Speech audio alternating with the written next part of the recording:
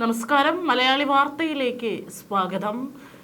രാജ്യത്തെ മുഴുവൻ നടുക്കിയ കസ്റ്റഡി കൊലപാതകമായിരുന്നു തൂത്തുക്കുടി സാത്താൻകുളം കസ്റ്റഡി കൊലപാതക കേസ്. തമിഴ്നാടിനെ സംബന്ധിച്ച് നോക്കുകയാണെങ്കിൽ തന്നെ നാടിനെ നടുക്കിയ ഒരു വാർത്തയായിരുന്നു രണ്ട് അച്ഛൻ്റെയും മോൻ്റെയും ആ രണ്ട് മരണ വാർത്തകൾ. ഏതായാലും ഇപ്പോൾ വർഷങ്ങളുടെ നിയമ പോരാട്ടങ്ങൾക്കൊടുവിൽ ആ കേസിൽ കുറ്റക്കാരായിട്ടുള്ള 9 പോലീസുകാർക്ക് വധശിക്ഷ വിധിച്ചിരിക്കുകയാണ് മധുര ജില്ലാ കോടതി. വളരെ അപൂർവങ്ങളിൽ അപൂർവമാണ്. കാരണം 9 പോലീസുകാർക്കാണ് ഇപ്പോൾ മധുര ജില്ലാ കോടതി നിഷ്കരുണം ഒരു അച്ഛനെയും മകനെയും കൊലപ്പെടുത്തിയതിന് വധശിക്ഷ വിധിച്ചിരിക്കുന്നത്. അപൂർവങ്ങളിൽ അപൂർവമായ കേസാണിതെന്ന് നിരീക്ഷിച്ച കോടതിയാണ് ഭാവിയിൽ സമാന സംഭവങ്ങൾ ആവർത്തിക്കാതിരിക്കാനുള്ള താക്കീതാകണം ഈ ശിക്ഷയെന്നും വ്യക്തമാക്കിയിരിക്കുന്നത്. ഇനിയൊരു പക്ഷേ മേൽക്കോടതികളിലേക്ക് അപ്പീൽ പോകാനുള്ള സാധ്യതയുണ്ട്. എന്നിരുന്നാലും കസ്റ്റഡി കൊലപാതകങ്ങൾ നമുക്കറിയാം, കേരളത്തിലടക്കം ഏറെ കോളിളക്കം ഉണ്ടാക്കിയിട്ടുണ്ടായിരുന്നു. കസ്റ്റഡി കൊലപാതകം പുറത്തു വന്നതിന് പിന്നാലെ ഇത് തന്നെയാണ് അവിടെയും ആവർത്തിച്ചത്. ഏതായാലും വ്യാപാരികളായ ജയരാജനും മകൻ ബിനിക്സും പോലീസ് കസ്റ്റഡിയിൽ അതിക്രൂരമായ മർദ്ദനമേറ്റ് മരിച്ച കേസിലാണ് ഇപ്പോൾ നിർണായകമായിട്ടുള്ള വിധി വന്നിരിക്കുന്നത്. നിയമം കാക്കേണ്ടവർ തന്നെ, അല്ലെങ്കിൽ ജനങ്ങളുടെ ജീവനും സ്വത്തിനും പരിപാലനം നൽകേണ്ടവർ തന്നെ നിയമം കയ്യിലെടുത്ത് സാധാരണക്കാരെ ഇത്തരത്തിൽ അതിക്രൂരമായി തല്ലിച്ചതച്ചതിനുള്ള ശിക്ഷ തന്നെയാണ് ഈ ഒരു വിധി എന്ന് നമുക്ക് പറയാം. ജീവപര്യന്തം ശിക്ഷ ഈ കേസിൽ പര്യാപ്തമല്ലെന്ന് ചൂണ്ടിക്കാട്ടിയ കോടതി പ്രതികളെല്ലാവരും ഒരുപോലെ കുറ്റക്കാരാണെന്നും നിരീക്ഷിച്ചിട്ടുണ്ട്. കൂടുതൽ ഉപദ്രവിച്ചത് ആരെന്ന് കണ്ടെത്തേണ്ടതില്ലെന്നാണ് കോടതി ഉത്തരവിൽ പറഞ്ഞിരിക്കുന്നത്.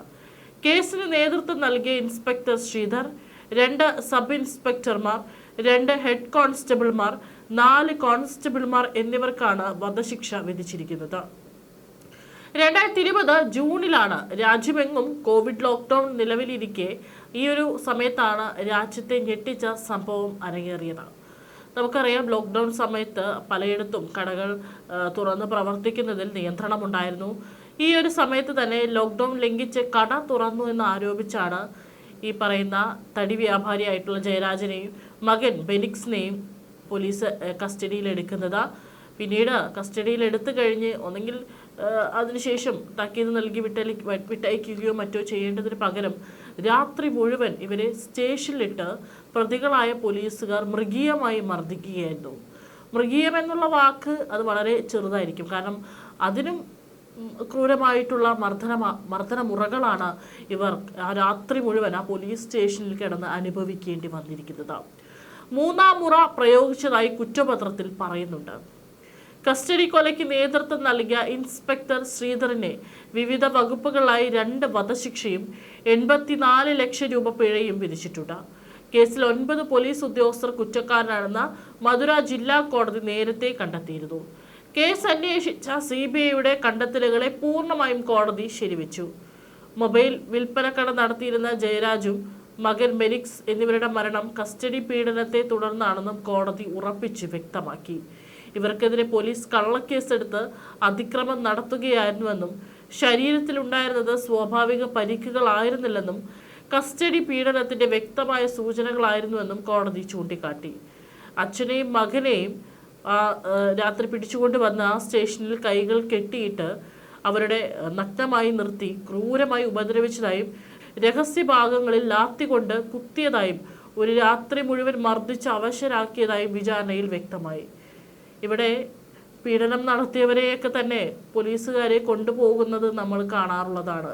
ജനങ്ങൾ കയ്യേറ്റം ചെയ്യുമോ എന്ന് ഭയന്ന് അവരെ പൊതിഞ്ഞ് യാതൊരു തരത്തിലുള്ള മർദ്ദനം അവർക്ക് ഏൽക്കാതിരിക്കാൻ അവരെ പൊതിഞ്ഞ് വളരെ സുരക്ഷിതമായിട്ടാണ് പോലീസുകാരെ ഈ പീഡന പ്രതികളെയൊക്കെ തന്നെ കൊണ്ടുപോകാറുള്ളത്. എന്നാൽ ഇവിടെ ലോക്ക്ഡൗൺ നിയന്ത്രണം ലംഘിച്ചു എന്ന് പറഞ്ഞ് അച്ഛനെയും മകനെയും കസ്റ്റഡിയിലെടുത്തു.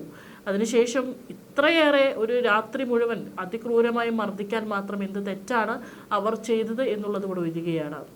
2020 ജൂൺ 19 കോവിഡ് വ്യാപനത്തിന് ലോക്ക്ഡൗൺ നിയമം ലംഘിച്ച് കട തുറന്നെന്ന് ആരോപിച്ചാണ് ജയരാജൻ ആദ്യം പോലീസ് പിടികൂടി സ്റ്റേഷനിലേക്ക് കൊണ്ടുപോയത്. പിന്നീട് ബെനിക്സിനെയും പോലീസ് അറസ്റ്റ് ചെയ്യുകയായിരുന്നു. തുടർന്നാണ് ഇരുവരെയും ഒരു രാത്രി മുഴുവൻ പോലീസ് സ്റ്റേഷനിൽ പലതരത്തിൽ ക്രൂരമായി പീഡിപ്പിച്ചത്. പിറ്റേന്ന് ഇവരെ, അതായത് 19-ാം തീയതി അറസ്റ്റ് ചെയ്യുന്നു. 20-ാം തീയതി കോവിൽപ്പട്ടിയിലെ സബ് ജയിലിലേക്ക് ഇവരെ മാറ്റുന്നു. പിന്നാലെയാണ് അവിടെ വെച്ച്, ആ സെല്ലിൽ വെച്ച് അസുഖം മൂർച്ഛിച്ച് അടുത്ത ദിവസം രാവിലെ ജയരാജ് മരണത്തിന് കീഴടങ്ങുന്നത്. അതായത് 19-ാം തീയതി അറസ്റ്റ് ചെയ്യുന്നു, 21-ാം തീയതി ജയരാജ് മരണത്തിന് കീഴടങ്ങുന്നു. ജൂൺ 22-ന് ബെനിക്സ് മരിച്ചു. അച്ഛനും മകനും സമാനമായ രീതിയിൽ ഇത്തരത്തിൽ ക്രൂരമായിട്ടുള്ള കസ്റ്റഡി മർദ്ദനത്തിനിരയായി തൊട്ടടുത്ത ദിവസങ്ങളിൽ തന്നെ മരിച്ചിരിക്കുന്നു. CBI നടത്തിയ അന്വേഷണത്തിലാണ് ജയരാജും ബെനിക്സും ലോക്ക്ഡൌൺ മാനദണ്ഡങ്ങൾ ലംഘിച്ചിട്ടില്ലെന്നും അവർക്കെതിരെ കള്ളക്കേസ് ചുമത്തുകയായിരുന്നുവെന്നും കണ്ടെത്തിയത്. കസ്റ്റഡി മരണവുമായി ബന്ധപ്പെട്ട അന്നത്തെ സാത്താൻകുളം പോലീസ് ഇൻസ്പെക്ടർ ശ്രീധർ ഉൾപ്പെടെ 10 പോലീസ് ഉദ്യോഗസ്ഥരെയാണ് അറസ്റ്റ് ചെയ്തിരുന്നത്.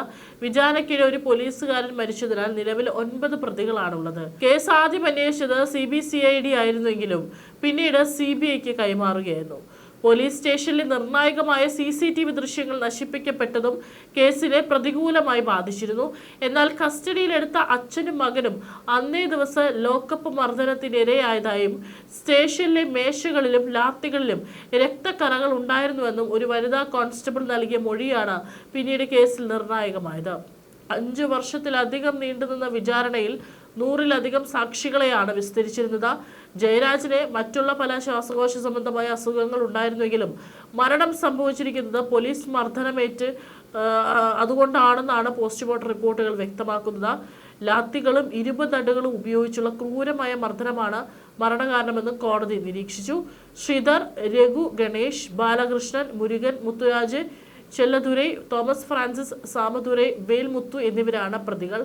ഇന്ത്യൻ നിയമത്തിലെ സെക്ഷൻ 302 കൊലപാതകം പ്രകാരമാണ് ഇവർക്ക് വധശിക്ഷ നൽകിയത്. അപൂർവങ്ങളിൽ അപൂർവമായ കേസാണിതെന്ന് കോടതി നിരീക്ഷിച്ചു. മനുഷ്യ മനസാക്ഷിയെ ഞെട്ടിച്ച ഈ ക്രൂരകൃത്യത്തിന് വധശിക്ഷയല്ലാതെ മറ്റൊരു ശിക്ഷയും അർഹിക്കുന്നില്ലെന്നാണ് കോടതി വ്യക്തമാക്കിയത്. കുടുംബം വർഷങ്ങളായി നടത്തിയ പോരാട്ടത്തിനൊടുവിലാണ് പ്രതികൾക്ക് കടുത്ത ശിക്ഷ ലഭിച്ചത്. CBI സമർപ്പിച്ച ശാസ്ത്രീയ തെളിവുകളും ദൃക്സാക്ഷി മൊഴികളും കോടതി ശരിവെച്ചു. പ്രതികൾ കുറ്റം മറച്ചുവെക്കാൻ രേഖകളിൽ തിരുത്തലുകൾ വരുത്തിയതായി കോടതി കണ്ടെത്തി. ഏതായാലും ഇത് ഒരു മാതൃകാ നടപടി തന്നെയാണ്. കാരണം ഇത്തരത്തിൽ കസ്റ്റഡി കൊലപാതകങ്ങൾ അല്ലെങ്കിൽ അതിക്രൂരന്മാരായിട്ടുള്ള കാക്കിയിട്ടുള്ള പോലീസുകാർക്കുള്ള ഒരു താക്കീത് കൂടിയാണ് ഇപ്പോൾ മധുര കോടതി വിധിച്ചിട്ടുള്ള ഈ 9 പോലീസുകാർക്ക് വിധിച്ചിട്ടുള്ള ഈ ഒരു വധശിക്ഷ.